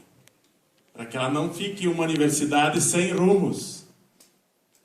E aí eu digo, por último, que essa universidade sempre teve uma posição. Podemos discutir essa posição. Mas jamais será possível dizer que nessa reitoria nós não tivemos posição. Em relação a todos os temas, inclusive uma posição que aqui foi externada, com a qual eu compartilho, que é defender os 2 dirigentes máximos de governos que nós tivemos e que nos permitiram construir tudo o que foi feito. E esse reconhecimento foi feito aqui. Isso também é tomar posição. Então nós tomamos posição e seguiremos tomando posição. Eu quero, nesse sentido, enobrecer mesmo a ideia de que a única universidade do Brasil que repudiou o reitor na sua instância máxima, e vejam que eu tive que assinar aquele documento, porque eu presidi a sessão, significa também dizer que esta universidade teve, neste momento de resistência e de embate, a reafirmação do que ela originalmente pretendeu ser.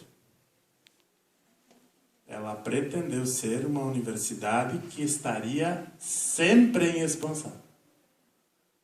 Nunca foi dito que ela estaria pronta. Agora, o fato de termos sido repudiados, e eu assumo junto o repúdio, mesmo tendo assinado contra ele, uma coisa muito estranha, presidir uma sessão depois ter que assinar o resultado, significa também dizer que nós tivemos força suficiente para não desistir por causa disso. Porque em alguns momentos me passava essa ideia. E o que seria se nós não seguíssemos até o fim? E hoje estamos a 8 dias do fim. Poder dizer aqui, a 8 dias do fim, nesse lugar, que vocês, estudantes, são a grande razão, e vocês não existiam nos rostos que hoje estão vendo. As nossas grandes divergências ou dificuldades do passado, todas tinham como grande objetivo que vocês estivessem aqui. E por isso o professor Giolo escolheu 2 palavras que caracterizam essa universidade na visão dele. Na visão dele, ele escolheu as palavras inquieta e destemida. Então, vou ler toda a mensagem. Pode ler toda. É a apresentação do vídeo. Uma instituição universitária é muito mais do que seu corpo material, mas ele acaba revelando aspectos importantes do conjunto da obra. O visível e o mensurável são muitas vezes o melhor meio para acessarmos a essência das coisas. O presente vídeo é resultado do sobrevoo que um drone fez no SESCAMP da Universidade Federal da Fronteira Sul. Ao mostrar o lado externo das edificações que foram construídas até o momento, temos o objetivo de representar o bem-sucedido percurso realizado pela nova instituição nos seus 10 anos de funcionamento.